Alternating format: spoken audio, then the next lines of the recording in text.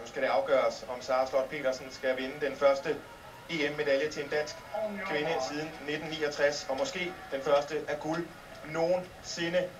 Vi holder vejret her på det olympiske stadion. Spænd sikkerhedsbæltet, og nu lander vi. Kom så, Sara Slott Petersen. Kom så, Stina Trost.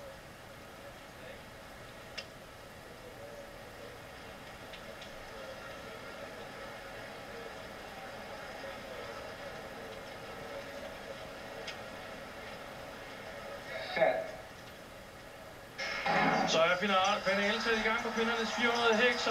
Stina Trost altså på bane 1, Sara Slott på bane 3.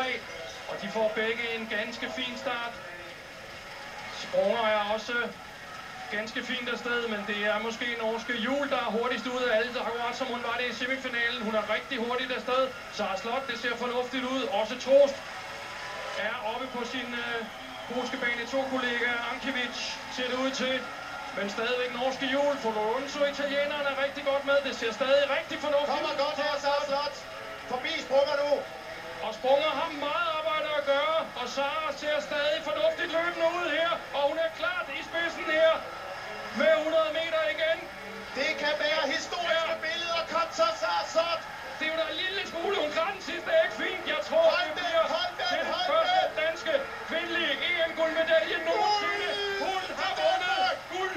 Sara Slott Petersen i en tid lige omkring bedste årsnotering.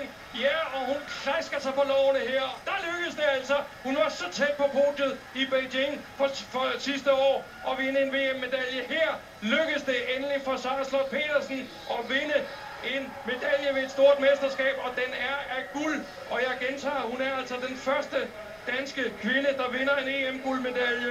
Det er den kun 4. danske EM-guldmedalje i historien.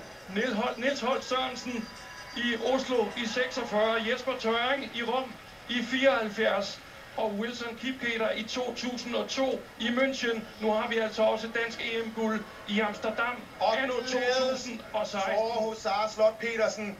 Der var mange, der troede, at hendes karriere ville gå ned ad bakke, da hun annoncerede, at hun var gravid og skulle føde i oktober måned 2013.